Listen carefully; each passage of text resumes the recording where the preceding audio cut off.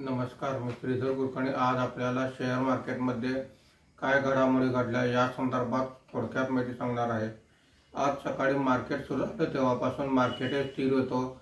कालच्या निर्देशांकाच्या आसपासच दिवसभर आज कामकाज झालेलं आहे। मार्केट संपताना सेन्सेक्स हा 35 पॉईंटने घसरून 79,442 वर बंद झालेला आहे। निफ्टी हा 18 पॉईंटने घसरून 24,124 वर बंद झालेला आहे। आजच्या कामकाजामध्ये BSE IT index 1.09%, BSE reality index 0.88% वर आहेत। बीएसई बँक इंडेक्स 0.91% आणि ऑटो इंडेक्स 0.74% खाली आहेत। बीएसई मिड कॅप इंडेक्स 0.57% खाली आहे। स्मॉल कॅप इंडेक्स 0.07% वर आहे। आजच्या कामकाजामध्ये निफ्टीमध्ये वाढलेले मुख्य शेअर्स पुढील प्रमाणे आहेत।